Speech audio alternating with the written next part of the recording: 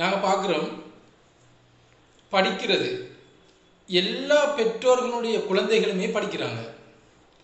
சாதாரண ஒரு ரோட்டு வேலை குப்பைகளை சுத்தம் செய்கின்ற ஒரு தொழிலாளியின் மகனும் படிக்கிறான். அதே போல் டொப் லெவலில் இருக்கின்ற ஒரு நாட்டினுடைய ஜனாதிபதியினுடைய மகனையும் படிக்க வைக்கிறாங்க.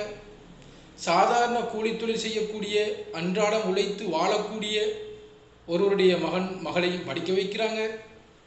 ஒரு விவசாயினுடைய மகன், டாக்டருடைய குழந்தைகள், ஆசிரியருடைய குழந்தைகள், இப்படி எல்லாருமே தங்களுடைய பிள்ளைகளை படிக்க வைக்கிறாங்க.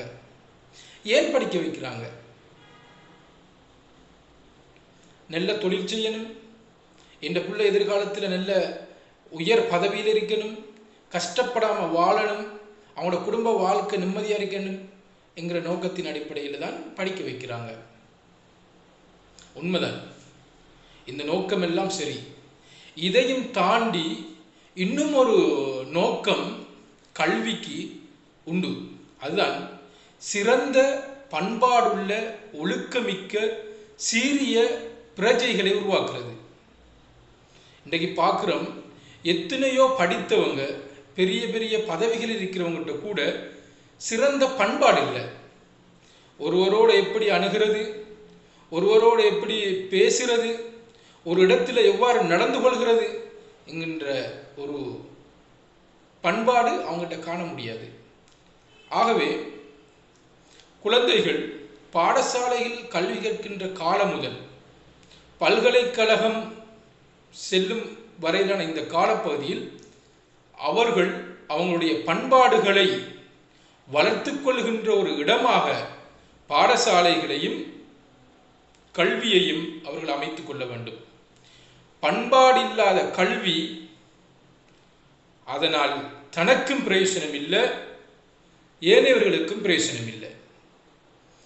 பண்பாடுள்ளவர்கிட்ட கல்வி குறைவாக இருந்தாலும், அவர் உயர் பதவி இல்லாமல் இருந்தாலும் அவரை 4 பேர் மதிக்கும் நிலையில் அவர் இருப்பார். சிலரை நாங்கள் பார்ப்போம், அவர்கள் உயர்ந்த பதவிகளில் இருப்பார்கள். ஆனால் அவர்களை பற்றி விசாரித்தால் பெரும்பாலும் அவர்களை பற்றி ஏனையவர்கள் தவறான ஒரு அபிப்பிராயத்தை கொண்டிருப்பதனை நாங்கள் பார்க்கின்றோம்.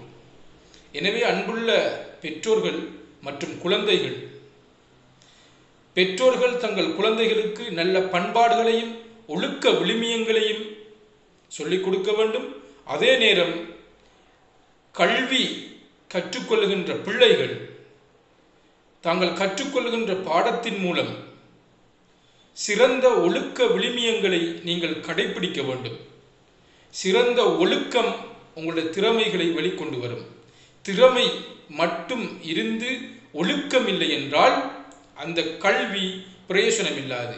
எங்கோ ஒரு இடத்தில் அந்த கல்வி உங்களை வீழ்த்தும். அதே நேரம் நீங்கள் நல்ல ஒழுக்கமுள்ள ஒரு பிள்ளையாக இருக்கிறீர்கள், பாடங்களில் புள்ளி உங்களுடைய வீழ்ச்சியாக இருக்கிறது என்றாலும் ஒரு கட்டத்தில் உங்களிடம் இருக்கின்ற அந்த சுய ஒழுக்கம் மற்றும் கட்டுப்பாடு உங்களை உயர்ந்த இடத்துக்கு கொண்டு சேர்க்கும். ஆகவே முதலில் நீங்கள் நல்ல ஒழுக்கமுள்ளவர்களாக வளர வேண்டும்.